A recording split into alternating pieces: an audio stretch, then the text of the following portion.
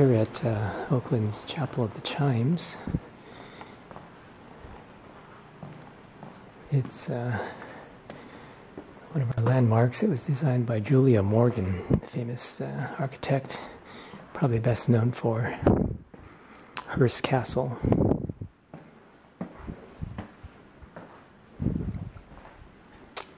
And this is the columbarium, where the ashes of many departed are interred.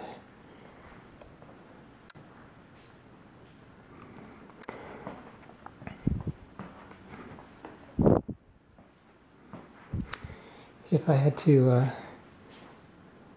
sum up the human condition, I think I could do it in two sentences. The first one is that something is terribly wrong with this world. Something is terribly wrong with this world. On one hand, there's a basic goodness, there's light and love and hope and beauty. And yet something's terribly wrong. There's death. There's war. There's children. There are children who go to bed hungry. There are loved ones who pass away.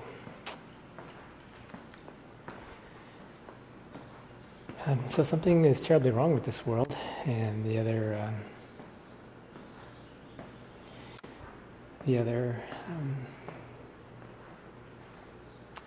second sentence is that we care. Something is terribly wrong with this world, and we care. And with that, I think you can sum up basically the whole human condition. And this is, for me, this is the basis of worship. That's why people feel the need to worship. They need to find some way of living, given those two realities, that something is terribly wrong with this world and we care.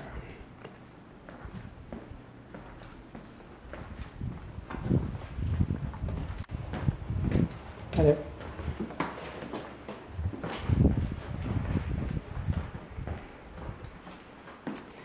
These are infill niches. It's like a neighborhood, yeah?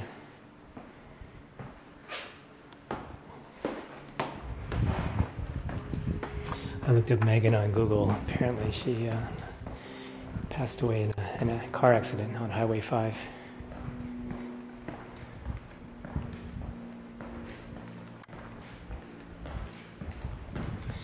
Well, I'm actually here to take you through a few more of the Bible texts that I asked you to read. I'm not sure I can think of a really immediate and clever connection to this setting, but I wanted to show it to you in any case. Here's the chapel, and maybe I can find a seat there.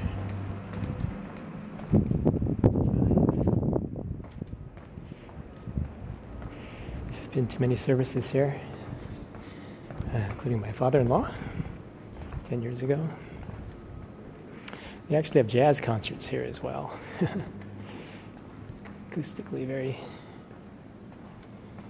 very live and usable space. Ah, look, they've installed flat screens. See the flat screens?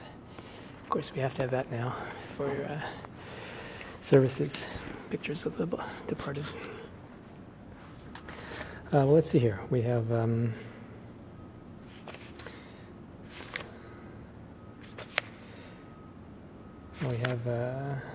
I asked you to read 1 Kings 5 through 8. I think that's Solomon's dedication of the temple.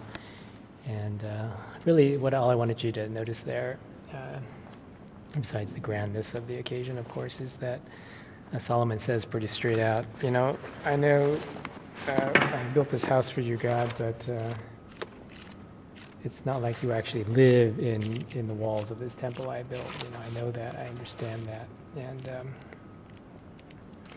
even the heavens and the highest heavens could not contain you, right? So on one hand, in the Old Testament, God chose to localize his presence in a temple. On the other hand,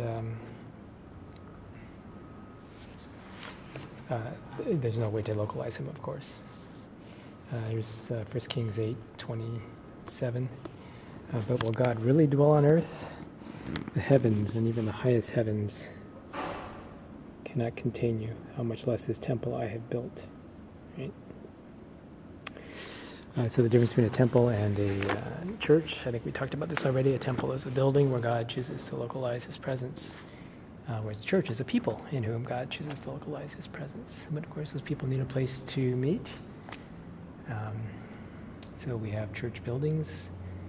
We talked about how in Christian theology, God is both transcendent and immanent. Transcendent and being majestic and beyond creation and mysterious and grand, incomprehensible. Immanent in being found in the very ordinary, most ordinary, completely ordinary aspects of life. So church architecture like this, Gothic revival, conveys a sense of permanence, mystery, difference from ordinary life, yeah. And so here we are. I asked you to read John 4. John 4 is where Jesus is talking to the woman at the well, the Samaritan woman. And they talk about a lot of different things, but I wanted especially to note for you the part of the discussion about where she turns the conversation to matters of worship. And she says, look, by the way, we Samaritans, we have this temple, Mount Gerizim, and we think that's the proper place to worship. That's where the Israelites first worshiped when they came into the land. But you Jews, you have this temple in Jerusalem. So which one is the right one? I mean, this matters, right? It matters. Which is the right temple? You got to know which is the right place to be, because God localizes his presence in a building, and you got to know which is the right building. And Jesus gives this answer, well known to you, I'm sure. He says, believe me, the time is coming when you will worship the Father, neither on this mountain nor in Jerusalem. For you Samaritans worship what you do not know. We worship what we do know, for salvation is from the Jews. The time is coming and now come when true worshipers will worship the Father in spirit and in truth. For they are the kind of worshipers the Father seeks. So the question is, what does that mean? What does that mean? I think there's two basic ways to take this text, one better and one worse. The better way, the worst way, is to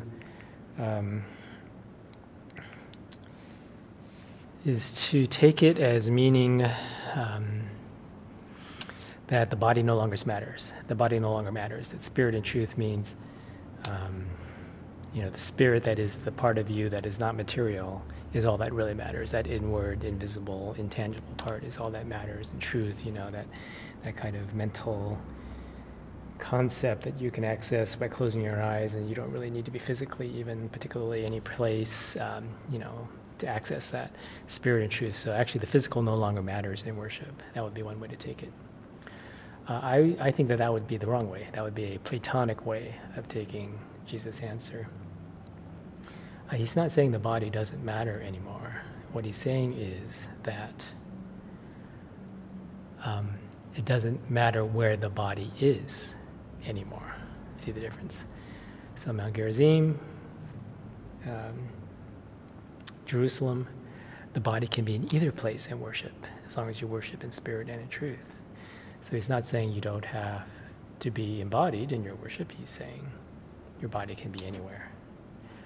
It's interesting, actually, the Samaritans, they actually still have a temple, like today, like 2015, they still have a temple there in what's now the West Bank, and they actually do still practice. There's a very small remnant of Samaritans there.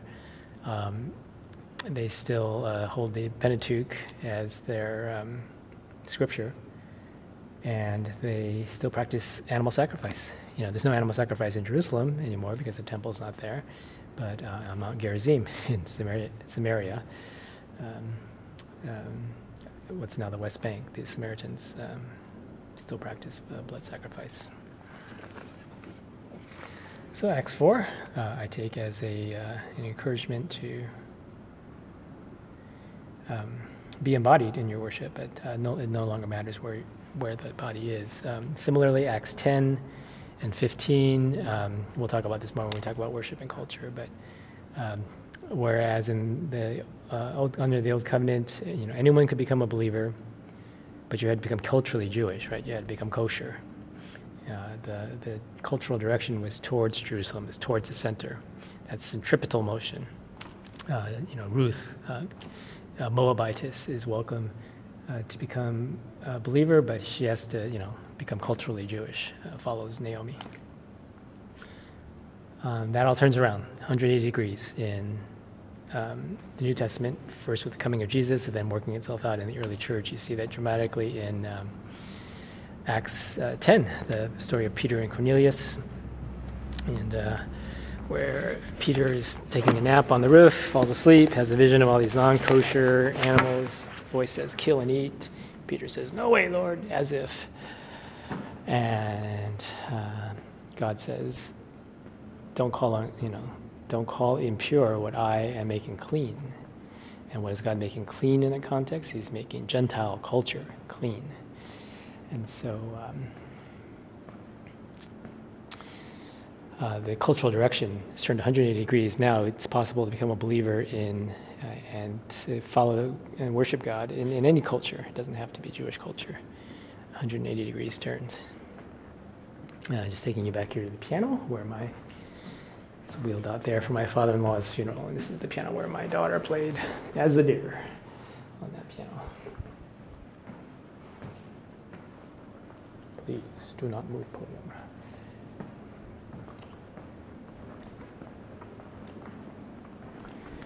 The text from Romans and from 1 Corinthians, I included those. Those are the discussions of meat sacrificed to idols.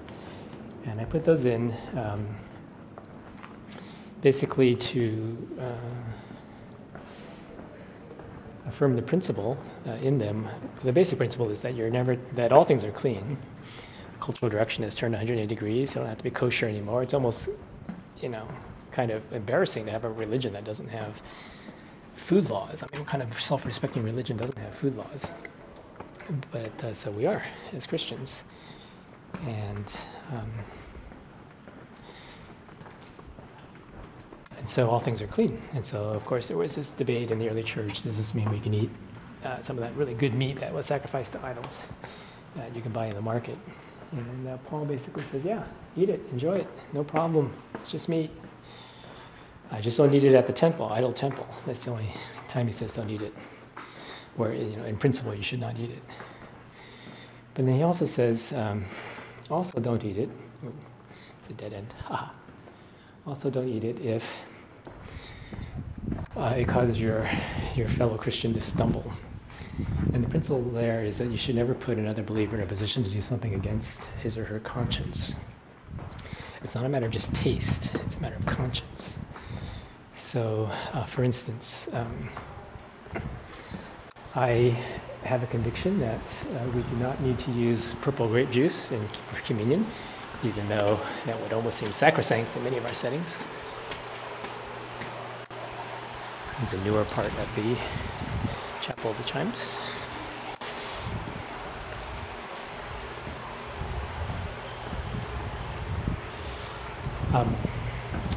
I believe the point of a table ritual is to convey nourishment through food and drink. Any food and drink that conveys nourishment is perfectly acceptable. So in some of the worship settings I've been part of, we do other things. In our church, we have a particular history with Southeast Asian refugees and immigrants. And so sometimes we would use tropical juices. Let's see, I want to go up one more floor here. Tropical juices. So the question is, what happens if somebody's there and they just don't feel right? They just don't feel right. Their conscience, they would feel like it was not right before God to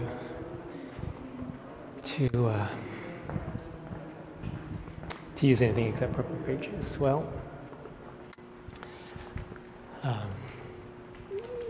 For them, I would have purple grape juice as an option, as a, oh my goodness, there's my, I had completely unplanned. This is a friend of mine who passed away recently. Kathy Jin. Wow, I didn't know this is where she will be laid to rest. God, Raiders, A's. Is that hardcore or what? Well, since you mentioned the Raiders, I'll have to go show you Al Davis, who's upstairs. Kathleen. God bless you, Kathleen.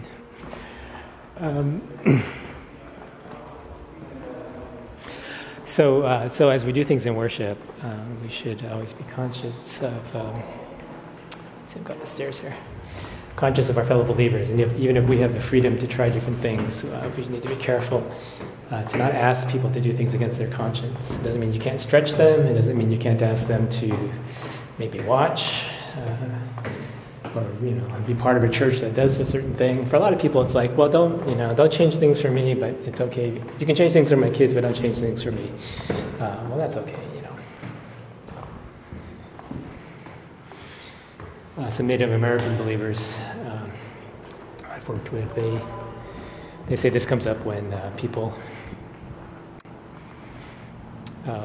Native American believers want to use things like feathers or drums in worship. And for some Native Americans, it's like, oh, we can't do that because that's what our ancestors did, and when they worshiped the spirits, and before they found out about Jesus. So we can't use those things. Oh, here he is. Al Davis, just win, baby.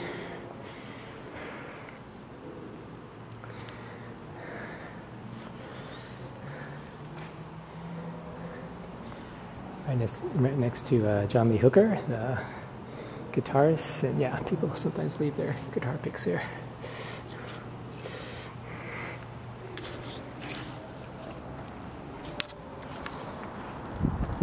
So to use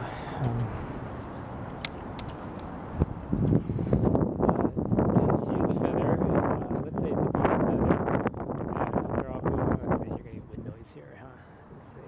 Just give you a quick peek of the view, then we'll go back in.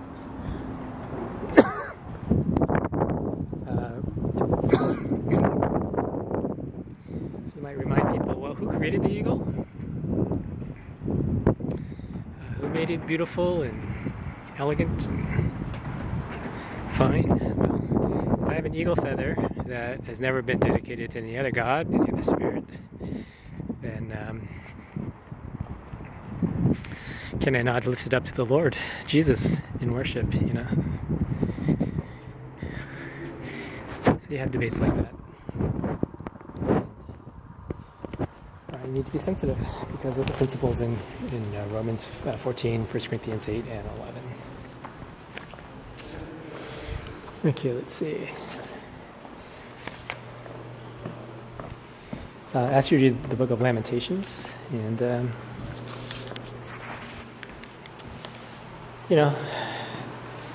suffering, death, tragedy, things that should not have happened, that we don't understand,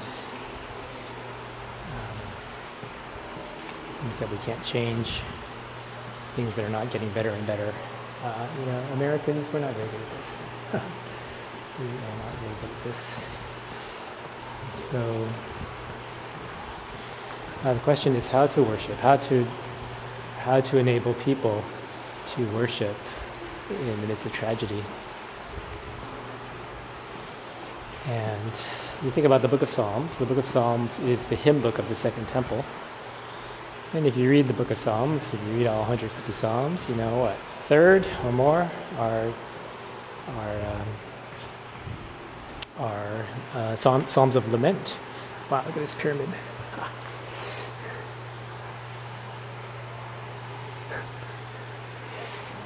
Some folks just love to be different. Psalms of Lament.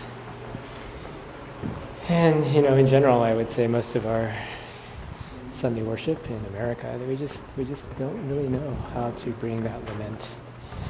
Probably, actually one of the great reasons I so admire African American Black Baptists especially worship, is that there is really some very well-developed and magnificent ability to embrace and express lament. You know, you think about the spirituals, you think about, you know, nobody knows the trouble I've seen, nobody knows but Jesus. Sometimes I feel like a motherless child.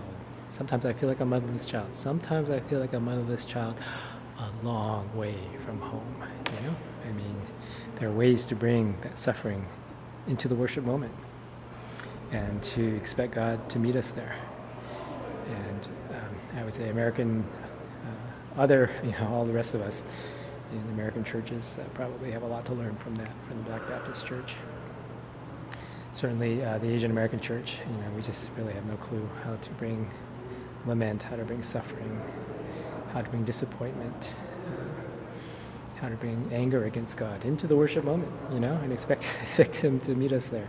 I mean, gosh, you look at the Psalms and, you know, David's like, God, you can't do this to me. You know, look, if you let my enemies kill me, then I can't worship you anymore, you know. It's because back then, God had not revealed very much about the afterlife to his people. And so they believed, and they knew there was some kind of afterlife, Sheol, right? And kind of everyone went there, and it was kind of like this kind of not even a zombie state. It was kind of like you're just kind of paralyzed and really can't do much. God, if you want me to worship you, you got to keep me alive. You know, if you want to bless me, you got to bless me now. And that's why the Old Testament seems inordinately, you know, preoccupied with material blessing. It's because as far as they knew, this life was where it had to happen, where God was either going to bless or punish, and it had to be in this life. Well, we've been told quite the opposite, haven't we? That this life is not all there is. That this life, in fact, is training ground for real life to come. And that we should, in fact, expect suffering, expect hardship. And so in our worship, wow, do we have ways of meeting God in the midst of hardship and suffering that, you know, don't treat it as just this problem to fix or something temporary, but really actually part and parcel of life this side of eternity. You know, where there is something very wrong with this world, and we do care, and we can embrace that wrongness fully in worship. You know, and people can go there and know that what they're suffering, that somebody understands and is not going to avoid it or